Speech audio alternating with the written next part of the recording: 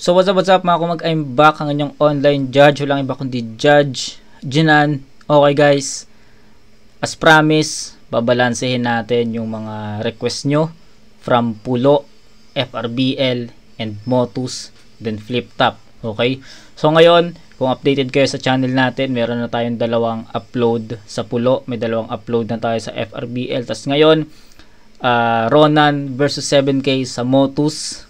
Actually, mas maraming request sa Motus compare sa Pulo tsaka sa FRBL eh. So, yun lang naman yung sinusunod natin, di ba? Pero syempre, hindi mawala yung sobrang daming request sa Flip Top, no? So, props sa inyo, sa lahat ng patuloy na sumusuporta at nagre-request ng mga battle na gusto nyo ma-review. So, yun. Maraming salamat. So, eto, Ronan versus 7K. Isang matinding battle kasi nung nag-comment yung isa nating viewers, sabi niya, boss, kailangan mong husgahan yung Ronan versus 7K kasi dikit yung battle na yon. So, tignan natin, no? Tignan natin. Pero thank you pa rin sa nag-request ng review na to. So, shoutout kay YoCheck. Yun yung pangalan ng yun yung pangalan ng channel niya or ng account niya dito sa YouTube. Kaya, shoutout sa'yo, YoCheck. So, yun. Ronan versus 7K. Maraming salamat. YoCheck sa request mo na to dahil, pinaubaya mo sa akin yung hatol dito kasi sabi mo, dikit nga yung battle, kailangan kong husgahan. So, thank you dahil may tiwala ka sa akin kung paano ako maghusga ng battle. So, yun. Huwag natin patagalin to. Umpisa na natin to. Ronan versus 7K. Shoutout, YoCheck. Let's go. Niya mauna si 7K, unang banat para kay 7K, pakinggan natin ang Yo! Kung di lang umatras si Charlie Puth, siya sana yung makikay. Pero buti one call away lang tong si Marvin Gaye! Ronan, mabigatang kalaban na yan. Naumay ako. Boy, best friend yan si Gray, yan ay tunay Pero kahit na magtulong umapula sa init, wag na umasa mabubuhay kayo. Sige dikit doon sa Gray, pareho na kayong magkukulay abo. Inang yan. Ibang klase talaga yung rhyming skills ni ni 7K. No, ilang beses ko na napanood ko yung battle niya kay Epeteticos, napanood ko yung battle niya kay Blizzard. Tas ito yung pangatlong battle na marireview ko kay 7K. Pero na-meet ko na si 7K nung 1 minutes ng Flip Top. Na-meet ko siya doon, nagkausap kami. Tain na, tindi mo doon boss, 7K, ang angas talaga ng mga rhyming skill mo. Tapos yung after kasi ng event sa Flip Top, may open mic. Nasa channel nasa FB page ko yung vid, yung mga vid ng mga nag-perform doon. Kasali doon si 7K, tangin nang yan. Panoorin niyo yung open mic ni 7K, grabe yung mga multis niya doon. Naka-multi pa rin kahit solid yun, 7K. Pero kahit na magtulong umapula sa init, wag na umasa mabubuhay kayo. Sige dikit doon sa Gray, pareho na kayong magkukulay abo. Yung hikaw mo sa ilong, nakakabahala. Angas ng mga baka ngayon nakakawala na. Pero wag na natin paabutin pa sa beef. Ayokong sa ganyan kumagat. Pasensya kung nagluksong baka kasi kailangan ko pala matalunan para lang mas umangat. At malas mong ikaw yung sumalo ng gigil ko. Kailangan ko lang din mandurog para lang magtigil to. Kasi kung 0-1 ako, guess mo na saan galing yung init. Mamaya pagtapos ng battle, si 7-1-1 na. Kaya nga mas naging convenient. Si 7-1-1 na. Okay, 7-11. Oo, 7-11. Kasi pinatay ka na ng bata sa pedestal. Laglag ka na kaya sa aking palagay. Multo neto nandito sa 7-11. Pagpagan ng mga galing sa patay. Sa pamahiing nabanggit. Pagpagan ng mga galing sa patay. Tangina. So, pamahiin yun, no? Pamahiin yun. Isa sa mga pamahiin na hanggang ngayon ginagawa ng mga Pinoy, no? Kapag galing ka sa patay or galing na pumunta ka ng isang lamay, di ba? Sinasabi nila wag ka munang uuwi kasi may kasama or kasama. Hindi ko alam kung ano yung pinaka ano nun, pero ang sinasabi nila doon, wag ka munang uwi, pumunta ka muna sa ibang lugar para kumbaga pagpag ba. So yun yung sinasabi ni 7K dito, na yung 7-Eleven daw is pagpaga ng mga galing sa patay. So gago rin eh, no? Pero ang lupit lang ano ng gawa niya doon, no? From 01, si 7 is 11 na, tapos 7-Eleven. Ang ganda nung ano, ang ganda nung sequence, ang ganda nung transition. Solid 'yon. Ilag ka na kaya sa aking palagay, multo neto nandito sa 7-Eleven. Pagpaga ng mga galing sa patay! Sa pamahiing nabanggit, dami ng naipong kaluluwa kasing dami ng bituin. Ngayon, Ronan, ako naman ang sasayaw, saluhin mo tong requiem! Pero, eto na ba yung dance? Kaluluwa, tapos requiem, ewan ko pero yung start sa requiem parang sa Dota yon, yung kay Nevermore. Diba, yun? Ako naman ang sasayaw, saluhin mo tong requiem! Pero, eto na ba yung dancer at kampiyon sa BSK? Huwag yan hangaan. Kasi kung usapang bilang, itong si Ronan, walang-wala yan. Pero, mamaya lang, masasayang, yang bida, magmumukmok sa lecheng crowd. Di neto mamalayang, mararayan, Garcia, naluluhod sa 7th round. Ryan Garcia luluhod sa 7th round. So Ryan Garcia versus Gervonta Tank Davis yung reference niya, na natalo or ni-knockout ni Tank Davis sa 7th round gamit yung isang body blow or liver blow ata yun, something ganun, basta sa patama yun sa katawan. Lupit nun. Mok sa lecheng crowd. Di neto mamalayang, mararayan, Garcia, naluluhod sa 7th round. Ano? Holo na sumasapak na pili laban sa homo na pumapapak ng titi. Angas O kaya si Ron, tumataba na rin. Yung postura kesyo bago. Tingnan nyo, parang ang lakas sa Anli Wings. Pakpak ng eroplano. Ngayong July ang 7th month. Tutumba ka sa buwan na to. Kaya't magpaalam ka na soon. Naging suntok sa buwan lang naman, panalo ko. Pagkat man na knockout ka sa moon. Tumba sa buwan, knockout sa moon. Oo pang out of this world umanggulo. Kaya nga nakaka-perfect hit. Kahit kamukha mo si Rudy Baldwin, di mo ko mape-predict. Pero samantalang ikaw, ay hindi. Kontrahin ang angulo sa akin, di pre. Ba't ko naman kukontrahin yung kaya kong ibalik sa iyo ng triple? Hindi na meta tong si Ron Artest, magmasid ka pa. At hindi porket kampiyon the best, at mas iba ka. Henley lang yung tinitingala akong Ron the rest, magpahinga na. Time. Okay. So, maganda yung aura, maganda yung vibes, maganda yung performance ni 7K dito. Hindi lang niya tinuloy yung hindi niya tinuloy-tuloy yung mga multis niya. Ang ganda ng multis niya nung first half pero nawala sa pagdating sa second half. Pero andun yung mga wordplays, andun yung mga andun yung mga references. Pasok yun, nagustuhan ko yung mga references ni 7K doon. Ryan Garcia, 7-Eleven, yung pamahiin, 'di ba? Ang ganda nun. Ano pa? Yung performance medyo may konting stutter, may konting slip ups, pero sobrang minimal naman 'yon, hindi naman siya nag-choke. Pero 'yun, overall ang ganda nung pinaka-transition ni 7K, no? From yung standing niya na 0-1 tapos 1-1 tapos 7-11. 'Yun, 'di ba? Tapos yung Gervonta Tank Davis, Ryan Garcia reference, tutumba sa 7th round. Ang galing. So, overall, ang ganda nung performance na pinakita ni 7K. Andun yung mga wordplays, andun yung mga haymaker, andun yung mga references, punchline. Pasok yun.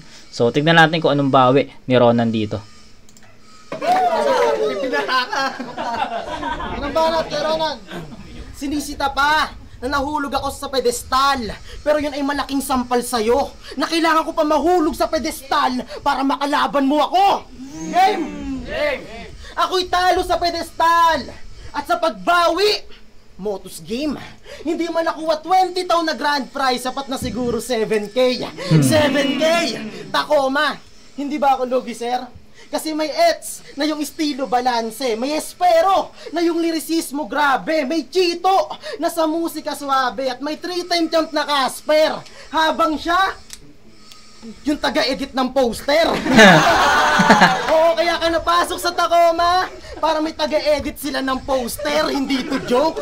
Araw-araw grind sa page, Tacoma ay pinopromote, at siya lang dinakitaan ng movement dahil panay-panay ang post. Ang lalamonan na may personal, umpisa pa lang Movement, panay-panay ang post. page, Tacoma ay pinopromote, at siya lang dinakitaan ng movement dahil panay-panay ang post.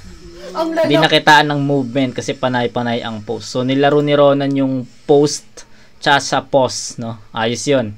Tapos yung angulo na ginamit kay 7K, yun na naman yung narinig ko. Pero parang mas effective, mas madiin yung pagkaka-deliver ni Ronan dito. Ang ganda nun. Monan na may personal, umpisa pa lang ng verse, hindi magawang lunokin ang katotohanan. Cause throat hurts, wala akong plano magpatawa. Sa katulad mong huwad, sa katangahan ay sagad. 3K nga lang yung ginamit ni Bonifacio, sa'yo 7 agad. 7K no? Ano yan? Kataas-taasan, kagalang-galangang, katipunang, kinang-ina mo ka! Palagi nyo kasing inahangat si Kay, na parang Bonifacio. Basta ko yung magbabagsak sa Kay, na parang laban ni Supremo. Kasi sa kanilang grupo, Tacoma, namumukod tangi to. Si Ets walang leeg, si Casper sobra. Si Ets walang leeg, si Casper sobra. Mukhang adik si Espero at parang Arabo si Chito. Kaya paanong di mapapansin to? Kung sa itsura sa Tacoma, siya lang yung pinakabano. O baka sabihin na yung sulat hindi sa kanya direkta at mas tumama pa sa kanyang grupo. Malamang grupo mo yun, sulatan ko katabi mo. Bobo, di ba? Wala nang argue. Binigyan ng mataas na presyo yung pangalan pero kabaliktaran na pursue. Dahil lang nakilalang 7K may maliit na value.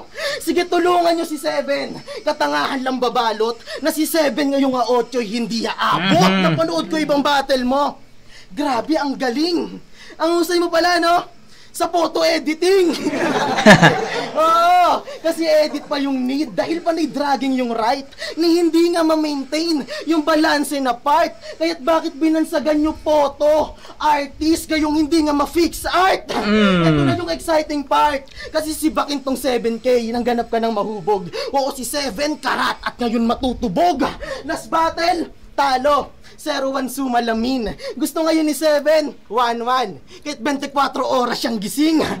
Nung Oy, gagi. Nagkasalpukan yung reference nila sa 7-1-1 sa 7-Eleven. 24 hours gising. Convenience store na 7-Eleven. So, yun. Nagkatamaan sila ng doon, ng angulo doon. So, ang galing. Coincidence yun. matutubog.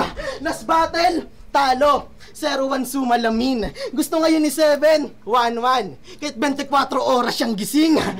Nung natalo daw luto, sa pinuno reklamo. Rason mo dito, ganun galing. Din. Gising to 24 oras gago nang si 7 onsihin. Galing kagi. Tang ina, durog si 7K doon, men. Ronan, round 1. Okay? In terms of i-compare natin parehas. In terms of performance, sa performance muna. 7K naka-multi nung una pero hindi yung nagtuloy-tuloy, nawala yung mga multis niya. Nag-switch sa mga references. Yun yung mga naging angulo niya, 'di ba? Yung references, yung pamahiin, no? Tas yung basta marami na in-explain ko na sa inyo yung round 1 ni 7K, di ba? So yun yung naging bala ni 7K dun sa sa round 1. Pagdating sa round 1 ni Ronan, nakitang-kita mo yung pagiging agresibo. Yun naman yung naging kulang ni 7. Andun yung performance ni 7K pero yung pagiging aggressive medyo kulang eh. At nakita ko yon sa pagiging agresibo ni Ronan sa round 1. Sobrang ganda ng pagiging agresibo niya. Punches. Ang ganda ng setup. Para sa akin, walang fillers. No, walang flat moment, no, walang dead air sa performance ni Ronan. Sobrang linis ng performance. Kay 7K kasi merong mga poses Yun yung mga napansin ko rin. Then ano pa? Punches, mas effective, no, mas epektibo si Ronan sa mga punches. Yung pagiging well-rounded niya from jokes to bars to jokes, balance. So yun, I think ayun yung mga key factors na nilamang ni Ronan sa round 1, especially sa pagiging agresibo, no? Kasi nagko-complement yung pagiging agresibo ni Ronan sa delivery niya, pati dun sa returns niya. Nagko-complement yun, parang nag-act as one yun. Kay 7K kulang sa pagiging agresibo. Yung mga multis, pasok yun sana, kaso hindi niya yun na-maintain. Yung mga references, angles, wordplays, pasok yun, pero hindi na naging enough yun nung pagka-spit ng round 1 ni Ronan. So, ayun, it's a dikit lang naman. Bigyan ko ng 9-8 na score. Dapat nga iti-10 ko si Ronan 'di ba? Pero 9 muna kasi baka may malakas pa, no? Baka may mas malakas na Ronan pa sa rounds 2 and 3. Pero sa ngayon, it's a 9-8 in favor of Ronan. Yo! Sige, partida na. Dami mo na Tacoma. Yang strategy ay very nice din. Basta ako, di ko idudama yung grupo mo na SB19. Gento, tanga. Ronan versus Renzo. Ender niya nun na sinigaw dito. Makikita tong ampaw na may nakapaloob na 5-0. Resulta ng laban 4-1. Pahiya. Sumigaw pa at tumodo. Lima kaming Tacomang nag-judge at ako sang sa'yo hindi bumoto. Paano ba naman kasi sinabihan ka ng 32 bar setup one time, tapos doon round 1 ito yung setup, nasa round 3 yung punchline, bago sumuntok napakahaba ng buwelo. Bobong loko to pag ako sumuntok na mahaba buwelo. Gomu no. Pero champion yan sa ligang asti kasi ang tibay yan ay gigil. Kaso lang umihinto saglit sa pag-speed kasi ang ingay ng tricycle. Gantong-gantong maririnig nyo pag pinanood yun, sabi niya, para may linyang mapagdugtong-dugtong, magnanakaw ng linya. Ang ina, nanlait ng venue na naman. O sige, ako na yung walang modo. Ako na yung sumusobra. Pero sa susunod, bago nyo ibigay yung todo, dun kayo sa walang toda. Pinapanood ko yung mga yun.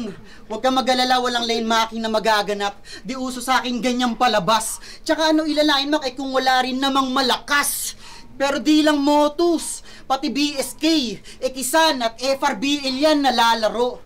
Ako may isang laban lang sa scene zone, tapos sa Motus na mas lalago. Pero alam ko, alaga ko, isisigaw ko pa na mas klaro. Kung madalas ka magpakitang gilas, Ronan, may pinapatunayan ka pa sa tao. Akong konti experience, agad-agarang nakapasok habang nagsashine. Ikaw kailangan mo pa ng 2 to 3 years experience para lang ma-hire. Kailangan mo magtrabaho ng sobra para maging kalibel ko. Sad naman nun. Higher experience, trabaho, masakit ba yung payout? Wag muna. Job pa lang yun! Pero ang stig ng mga tinitinda niyang cup pag nagla-live, may mga streetwear pa sa tabi. Ang angas mo na sana sa paningin, kaso nag-skincare ka sa gabi. Pero sige, kung yan ang trip mo, magpaganda ng kutis. Concern lang sa tropa kong si Calix, pag nadidikit sa'yo, nagmumukhang madungis. Pero malupit grad pick niyan. All smile din yung shot, pang good mood. Alam nyo saan makikita? Profile picture niya sa YouTube. Pero congrats, angas nun. At alam ko may dahilan kung bakit DP mo yun sa YouTube, wala ka lang mapagsabihan. Yero kasi yung pader ng bahay nyo, kaya walang mapagsabitan. Susulitin ko pang asar sa'yo. Tipong di mo mapalagan. Round 1 badang, round 2 haton, round 3 si Ronan ka naman. Time, pakalong banat. Okay. Round 2 ni 7K hindi naging ganun ka-epektibo yung mga angulo na ginamit niya papunta kay Ronan. Nagantay ako ng solido na suntok, nagantay ako ng rap skills, 'di ba? Syempre yung multis na isa sa mga naging strength talaga ni 7K, pero alam mo yun, sa halip na nag-expect kasi ako ng mas matataasan ni 7K yung performance sa round 1, kaso instead of mataasan niya yung round 1, feeling ko feeling ko naging pantay or parang bumaba pa nga no? Parang bumaba pa or pumantay. So ayun, effectivity ng mga bara medyo nagkulang, references, mga angles medyo hindi naging ganun ka-epektibo laban kay Ronan, kasi siguro dahil sa naging malakas yung performance ni Ronan sa round 1, hindi na naging ganun ka-epektibo yung round 2 ni 7K. Feeling ko sa ganung way. Pero ayun, respect pa rin kay 7K. Tignan natin kung anong bawi ni Ronan dito. Ronan, SB19 daw yung grupo ko. Gago to. Pero parang ikaw yung miyembro ng SB19. Tingnan mo sa pormahan mo. Na all black no? Game! Game! Pinagkakalat ni Eds na namamaklato. Kala ko asaran lang ng magkaibigan. Pero nagulat ako last battle nung sinabi mong hihigupin mo yung lakas ni Nathan. Hihigupin yung lakas? Aba, grabe ka doon. Kung hinigop mo yung lakas, malamang lumunok ka nun. Nagtaasan mga kilay nung nalamang bakla ka, Chong. Kung may bakla kayong kaibigan, hayaan nyo na kung gay yun. Tigil-tigilan mo na yung pamamakla. Bago bumatil ha, gago tol, nakakalagyan. Alam kong kakalagyan, kaya may kakalagyan, pero hindi na yan bakla. Kasi napalapit na kay Platito, iba na nararamdaman. Kaya pala dami na bago sa pagsulat o kamakailan. Pero kahit magpatulong sa Platito, boses ko'y makabasag pinggan. Kasi tangina lang, ako'y nagpahinga lang, ang hinarang mangmang, bakit dito natimbang? Kukulangin ka lang kung inyong titignan, dahil kung may kabang, ang hinaharang talagang underdog yan. Oo, underdog. Kasi real name niya ay Jake, aso. At ito rin yung umpisa ng paglalakbay. Pues tamang aso ngayon, Jake, katapos na yung adventure time. Pambatang reference dahil yun lang ang kanyang level. Kasi 2023 na, Jake, pero nag-reference ka pa din ng ML. Kasi si Nathan, gagawin niya raw Natalia. Kasi bigla-bigla daw nawawala. Pero sa kanya'y sumalamin pa nga. Kasi pa nag-starter na Choco o Natalian ka bigla. Bigte, pati warik, at higit pa to sa bugbog. Ang matindi habang nakatiwarik, kahalikan ka ni Paldogs. O binigte, pati warek, sinadyang balikta rin tong 7K. Kasi alam ko na sa pagkuha ng crowd, doon ka nahihirapan. Si 7K naging K7 si Dan, gayong madali ng masakyan. Kasi sa binumong pangalan 7, yung kalagayan alanganin. Kahit doblehin itong 7, kulang-kulang kang kukulangin. Kulang-kulang tong sasalain. Nung makita kulang-kulang mong hinahain. Kasi sa musika, saludo. Pero dito, iba yung tempo, pataasan. Kung binibasic mo yung beat, pues ang Bitcoin na nanatili sa mataasan na palitan. Kasi sabi niya kay Nathan na pareho daw sila, na hindi alam paano talunin yung sarili niya. At doon ay nagets ko na kung ikaw hindi mo alam kung paano yung gawin, ako alam ko. Tangina, powerful pre. Powerful, ang ganda ng performance ni Ronan. Sobrang linis. Sabi ko nga sa inyo sa round 1 ni Ronan, diba? Yung delivery niya, pati yung returns niya, nagko-complement Parang, alam mo yun, nagsasanib, tapos pag inispit ni Ronan, sobrang powerful. Ganun yung take ko sa performance ni Ronan sa rounds 1 and 2. Solid na, na round 2 para kay Ronan, tangina. Well prepared, sobrang linis. Tayo na solid yun. Rounds 1 and 2 ni Ronan para sa akin parehas, no? Performance, delivery, punches, may mga jokes pa rin. Pagiging well-rounded ni Ronan, andun pa rin jokes, bars, jokes, andun pa rin yun. Kung ano yung naging story sa round 1 ni Ronan, ayun din naman yung naging story sa round 2. Parehas lang naman sila ng atake or ginawang atake ni Ronan. Kaya para sa akin, inanayin ko pa rin yung Ronan doon. Si 7K, props doon, pero ang daming na bumaba yung enerhiya niya dun pero malinis naman yung naging performance niya. Siguro ayun lang yung pinagkaiba. Sa round 1 kasi may mga stutter, may mga slip ups. Pagdating sa round 2 malinis, tapos same lang. So ayun, i-8 ko pa rin si 7K dito. May kulang kay 7K, hindi to yung 7K na napanood ko kay Epitetico at kay Blizzard Pagdating dito kay Ronan, medyo kulang at hindi to yung inaasahan kong dito yung inaasahan kong 7K. So, ayun. Ahead si Ronan by 2 points, 18 to 16. 7K, pakinggan natin, round 3. Panat, 7K. Di ba taga Cavite City ka? Na nahahambing pa nga sa sisi?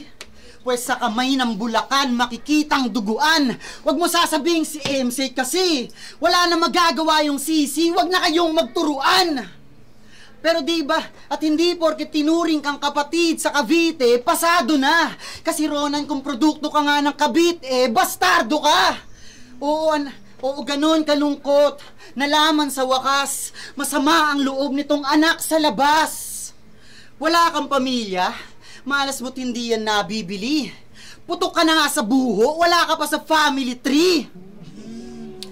At speaking of tree, ginigiit mong sinulatan ni Third at Calix si Supremo para matalo ka? Tanga kang basura! Paalala ko lang sa iyo ron, kasali din doon yung dalawa sa turna! Ang puta! Yung isip mo, dehins pa klaro. Ang lala mo mag-deny ng talo, defensive ka masyado. Defensive ka masyado. Sinigaw na panalo si Supremo tapos ikaw ayaw iti kumambibig. Oo, sinigaw ni Sight, kaso panay ka Def. Def! Ayan, hindi mo nadinig! At oo, hindi mo naluto si spaghetti. Di mo naluto si spaghetti. Wala ka kasing pakulo. Di tuloy lumambot yung pasta. Wala pang malanghap. Di mo ginamitan ng puso. Wala ka ng pinaka-importante na sangkap. Sauce. At oo na, dancer ka na, pero kailangan ba talaga i-flex sa pedestal? Haha, basura! Hindi to palabas ni Joel Amangan. Ba't ka nag-cha-cha sa turna? Ngayon, Ronan, itaya mo na lahat. Sulit, subukan mo ang swerte, kaya ka nga nandito. Kaso makikitang sa 3 ikot, puro 7, lumabas na parang jackpot sa casino. Ang hilig pa mag-reference na mga siya lang din may alam. Gets ko naman, Ronan, na nauubusan ka, pero sana may mai-rhyme naman. Di-related sa kalaban, walang wordplay, walang punto, wala pang metapora. Kaya paano ka naging kalabarson kung palagi kang may maropa? May maropa, okay.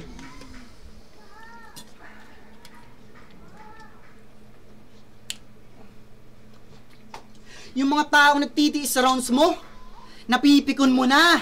Samantalang ako, parang bentilador sa tanghaling tapat. Mainit yung buga. At mula round 1, pinahanginan lang kita kasi ang dali mo lang makalas. At tulad nga sa bentilador, yung ikot ng 3 ang pinakamalakas. At oo, bakit ka mo bentilador? Wala, nakaka-enjoy kasi. Tsaka may pahaging dyan. Gusto ko lang sabihin, Ronan, na sobrang basic mong patayin while I'm having fun. Pero wag kang mag-alala, maiintindihan ko.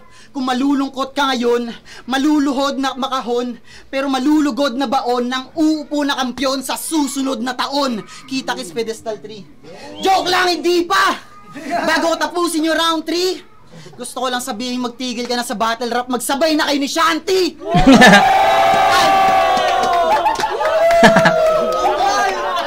Okay, so isang mabilisan na lang sa round 3 ni 7K. Nawala na talaga yung effectivity ni 7K dito. Kung yung round 2, napagbigyan ko pa siya doon na parang may kinonsider pa ako, no? Kasi round 1 kasi hindi naging ganun kalinis yung performance, 'di ba? Pero andun yung punto, andun yung skills, pero pagdating sa round 2, nawala ng effectivity si 7K sa round 2. Kaso nga lang naging malinis yung performance niya.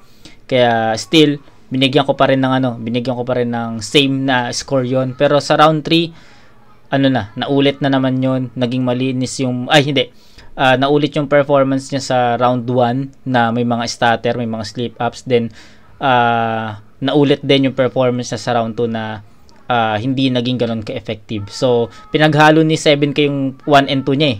Diba? Malinis. Hindi naging ganun ka-effective. Tapos, may mga stutter, may mga choke. May mga stutter tsaka may mga slip-ups. Yun yung nangyari sa round 3 ni 7K. So, ayun. Ito yung pinaka-worst round niya or weakest round ni 7K sa battle na to. Kaya ko na itong iskoran ng 8 tapos 7. So, 16-23. So, yun. 8-8 para kay 7K sa 1 and 2 tapos 7 naman sa round 3. So, tama tayo doon. 23 points. So, 23 points para kay 7K sa battle na to. So, si Ronan meron na siyang 9-9. May 18 na siya dito. So, tignan natin kung ano yung magiging performance at banat niya dito sa round 3. Ngayong round 3, puntiryahin naman natin yung pormahan nito ni Iho. Kung minsan nakapangbagani, minsan naman porma ang imo. Naalala ko tuloy year-end party, naka-sandals to. Pagkita ko sa disenyo, puta, parang panahon pa ni Kristo. Kaya after battle, pinuri ko. Tuwang-tuwa itong abnoy. Sabi ko, to lang bigat ng dala mo. Paano yung sandals mo nun kahoy? Royal Rumble nun. At yung pormahan ang bangis. Nakabonet siya nun habang nakalawit yung patilyang patulis. Year-end party day 1. Nakapolo tapos bonnet habang nakalawit yung buhok na kimpi nito ni mate. Hindi mo alam kung rapper, gamer, o karakter sa iDate. O tinira yung damit, pati buong postura. Ngayon kahit magpalit ka pa ng outfit, alam mo di ka na makakaporma. Puro ka porma. Kasi sa JC, sabi niya ghostwriter niya si 3D. Ulol, sinong niloko mo? Pilitin mong gumising 7K kahit nakakaantok yung returns mo. Maniwala kayo? Ghostwriter niya si 3D? Panay bunot ka lang ng pangalan dun sa GC, yan na itigil mo na, hoy. Bago ka bumunot ng pangalan, dapat mag-champion ka muna. Yan ay pinatupad na ni Makoy. Ngayon ikaw naman tong bubunutin. Dapat handa ka dyan. Dahil papel na mismo nagsasabing sisiw ka lang. Pero maiba. Kasi last battle, sabi niya siya raw nagwawalan na toro. Pwesto'y sungay sa akin to mga ngayaw. Kada suwag, puro tama raw nang makitang kinakalabaw. Ito ba yung gusto niyo na beef? O baka manalo, pinagbigyan sa kagustuhan nyo na beef, kaya kinakarniyan dito. Pinagbigyan sa kagustuhan nyo na beef. Tangina kasi! Ako'y nakarami na sa beef, ba't di pa din tumabi? Etong humarang aararuhin ng malinang sinagupa. Kung tingin yung malawak palayan, kaya nga may binabaon sa lupa. O baka sabihin na sa pagbaon, meron tutubo, makikita aanihin. Tandaan na sa muli mo na pagtubo ay muli kang lalamunin. Sige, pangarapin mong tumubo. Eto pa rin yung kahahantungan mo. Sa wais na magsasaka, walang ibang makakaani sa'yo. Sige, pangarapin mo. Tanda magiging para sa laban! Wala, men. Sobrang linis ng performance ni Ronan. And para sa akin, ayun yung naging factor or edge ni Ronan para makuha niya yung panalo dito. So, ayun. Consistent. Sobrang consistent ni Ronan from round 1 to 3. Andun yung wait lang. Pero ang boto ng hurado. Boto agad ng hurado. So, ayun, isang bilisan na lang din to. In-score na natin si 7K, in-explain na natin, binreakdown na natin, hinimay na natin yung rounds ni 7K. Sayang dahil para sa akin yung pinakamalakas na round ni 7K yung round 1 kaso naging madumi yun eh. May mga slip ups. Pagdating naman sa round 2, walang malinis naman yun. Walang stutter, walang slip ups, pero hindi naging ganun ka-effective yung mga bara or yung mga baon niya. Then pagdating sa round 3, kung ano yung flaws niya sa rounds 1 and 2, yun yung nagpakita sa round 3. Hindi naging malinis yung performance, tapos hindi rin naging ganun ka-epektibo yung mga baon niya. So 23 kasi 8-7 yun. 23 points para kay 7K. Pagdating naman kay Ronan, solid na performance from round 1 to 3, no? Overall, kumbaga, yung 1, yung pinakita niya sa round 1, yun din yung pinakita niya sa round 2, at yun lang din yung pinakita niya sa round 3. So, sobrang balanse, sobrang ganda nung execution, ang ganda ng mga punchline, yung performance, yung delivery, yun talaga yung pinaka nagustuhan ko yung delivery talaga ni Ronan, tangina, solid yun, pasok na pasok talaga yung mga bara niya kay 7K para sa akin. Medyo ano lang, hindi ko lang kayang i-perfect yung performance ni Ronan dito kasi syempre may inaantay ako na solid na haymaker, no? Isang solid na haymaker na masasabi natin na doon pa lang sa linya na yun or doon pa lang sa haymaker na yun tinalo na niya si 7K, or sa isang line, sa isang round natalo niya. Hindi, yun yung inaantay ko So performance wise, haymakers, punches, references, pagiging well-rounded, ayun yung mga naging edge ni Ronan para makuha yung panalo dito kay 7K. So bigyan natin ng 9 yung round 3, so 27 yun, so 27 to 23, all 3 rounds, Ronan. 2-1. Magingay. Para kay 7K. Uy! Shoutout lang sa sasama. Nice. Mali tayo doon. Okay. So pero para sa akin para sa akin Ronan yun, all 3 rounds. So judges, pakinggan natin. Kailangan ko marinig yung mga judges dito. Kay JM, kay Jester at Bella, pati Kimi, pati siya, sa girlfriend ko syempre si Gemma. Sa Tacoma, sa Atmos Gang, sa Blip Floating, mga tropa sa Buke, kay Teban, happy birthday sa anak mo si Seth. Sa 6-1 sa Mind Dragons na ngayon Victra na, kay Boss K, kay Hiben, happy birthday Ras, kay Andre Domingo at iba pang teammates ko sa baseball, kay Lester, syempre kay Chito, May at Lucas sa Canada, syempre sa pamilya ko, kay Code C sa Cats, yeah! Shoutout sa girlfriend ko kay Gray Matter, Bernal, Miguel, pati kay Excel. Yo, Fringe, Marilao. Sobrang hirap, napakadikit lang. Binoto ko si 7K. Round 1, binigay ko yun kay Ronan. Napaka-clear nun kasi okay na sana yung 7-11 conveniently 7K, kaso parang narebatan ni Ronan yung round 1 niya na parang 24 hours nga ganun. Round 2, binigay ko yun kay 7K. Bakit? Kasi pinakagusto ko linya doon yung tumutodo ka, bago ka tumodo, yung alisin muna yung todo yun. Tapos sa round 3, malakas si Ronan, kaso may mga narinig na ako sa kanya na nagamit na rin ng iba. And yung kay 7K naman, angle wise, pero hindi lumayo si Ronan sa round 3. So dikit lang, round 1, Ronan, 2 and 3, 7K. Okay. Kenji, 7K versus Ronan. So dikit, katulad nga ng sinabi ni kay Prince, dikit lang, pero yun nga, round 1 binigay ko kay Ronan dun sa delivery tsaka aggression delivery, niya. yes. Yung bigat ng mga punch ni kay 7K, ayos naman, so parang 9:8 lang. Round 2 binigay ko kay 7K kasi napakabigat ng mga punch niya doon, tapos talagang kahit na nahuli ng banat si Kuya Ronan, parang mas angat pa rin si K7K sa kanya sa performance doon sa written material. Tapos sa round 3, binigay ko kay Kuya Ronan kasi maganda yung climactic yung ending niya, tsaka parang 9:8, 9:8, 9:8 lang. Tapos yun, 2-1 kay Ronan. 9:8, 9:8, 9:8, okay. Ako bumoto kay 7K. Yun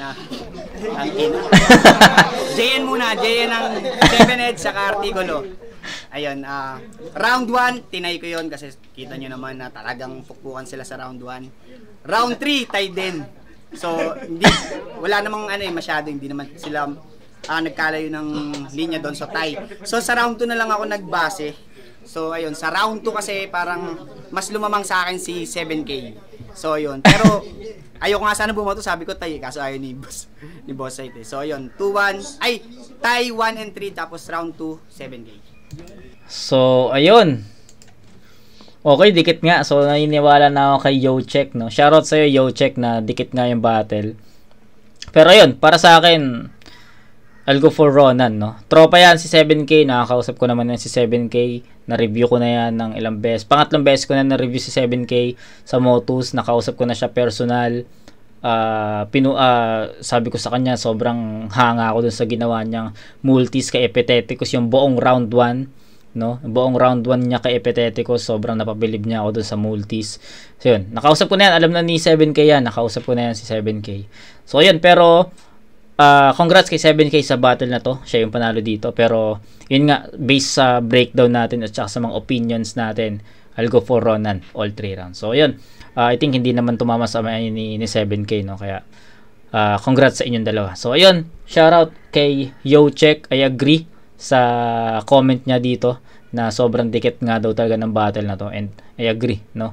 So ayun, Ronan versus 7K, congrats kay Ronan, congrats kay 7K, congrats sa Motus, 100K subscribers na sila, sana ako na yung sunod, no? Tapos yun, syempre shoutout kay Yocheck. So kita-kits tayo sa next na review mga kumag, peace out.